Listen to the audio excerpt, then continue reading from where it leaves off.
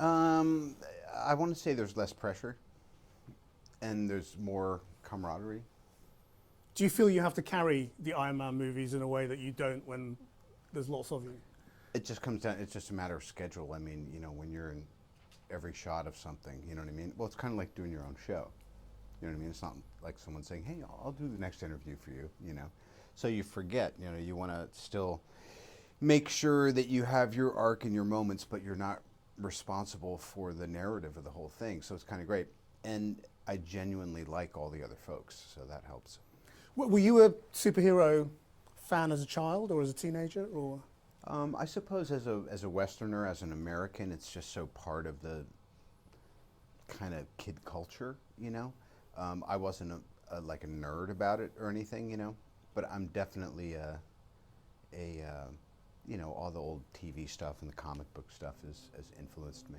Iron Man is such a different superhero, though, isn't he? In that he's self-made, Sure. he's arrogant in a very appealing way. Right. Was that what you brought to it, or was that there? It was always inherent in the comics. And, you know, Stan Lee, back in the 60s, it was really kind of a Vietnam era sort of fabrication, you know, and he was under pressure to keep coming up with new characters. And so he kind of did this mosh of things. And who'd have thought all those years later that it wound up being the character that differentiated this universe from other comic book worlds, and here we are, you know. What difference do you think it makes that he's a self-made superhero?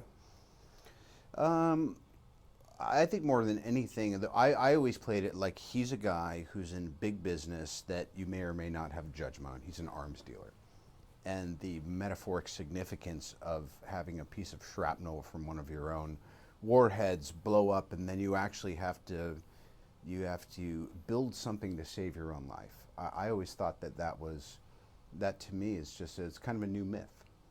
Could you explain the idea behind Ultron? I mean, what is the real fear here?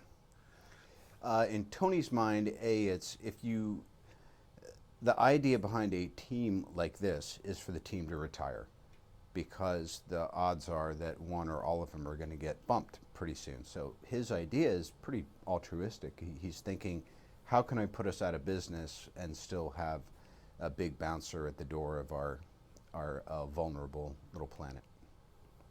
And that's why he does what everybody fears, which is unleash this monster. Right. Well, clearly he doesn't do it to unleash a monster. It's co-opted.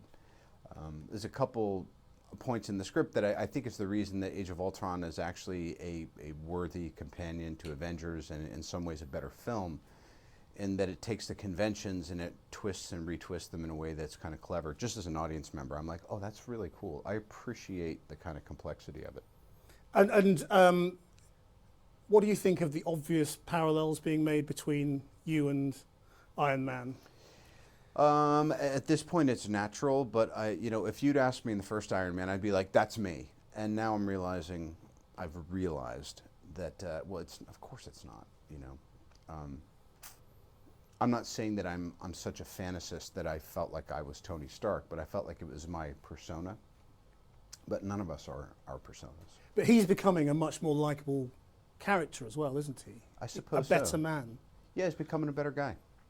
In a way that you are as well, I suppose. Sure. I mean, what I'd really like to ask you about a quote you gave to the New York Times, and I don't want to pry, so if you don't want to talk about it, that's fine. But what you said to the New York Times once was, it was after your incarceration, and you said, you can't go from a $2,000 a night hotel suite to a penitentiary and understand it and come out a liberal. And I just wondered what you meant by that. Well, the funny thing is, and I appreciate your point of view, things that you said 5-7 years ago, or things you said in an interview that made sense to you at the time, I could pick that apart for 2 hours and be no closer to the truth than I'd be giving you some half-assed answer right now. I couldn't even really tell you what a liberal is. So therein lies the answer to your question. But the statement sort of stands by itself, doesn't it? I mean, does that mean you're not a liberal, or that you came out of prison not being a liberal? Are we promoting a movie? To me, the thing is that I'm certainly not going to backpedal on anything I've said, but I wouldn't say I'm a Republican or a liberal or a Democrat. I think when I was talking to the person who was doing the interview that day, and that just happened to be my opinion. That's the nice thing, is you can have opinions and they kind of change and flow. Yeah, well, that's life and that's growing older, I suppose, isn't it? Yeah. I mean, you say we're promoting an interview. I mean, promoting the movie. I mean, obviously you're doing a promotional round of interviews, and that's why we're talking about the movie. But we also would like to talk a little bit about you, and I don't know how comfortable you are, talking about yourself at the moment. You have as much time as anyone else will. Yeah, well, okay, well then let me just ask you a few more questions, and you can answer them if you want to and not if you don't want to. I mean, So have you got this much left anyway? well, I think we've got 3 more minutes on our agreement. Your foot's starting to jump a little bit. You better get to your next question. The reason I'm asking about the past is that you've talked in other interviews again about your relationship with your father and the role of all of that in the dark periods you entered and taking drugs and drinking and all of that. And I just wondered whether you think you're free of all of that, or whether that's still something. I'm sorry, I really don't. What are we doing? Well, I'm just asking questions. That's all. Right. I mean, Okay. Bye. Thank you guys. are you? I'm sorry. Take your mic. It's okay. Yeah, you're right. Thank you. Do you? You seem okay. It's just getting a little dinosaur in your. No. Look, I don't want to do that. Thank you.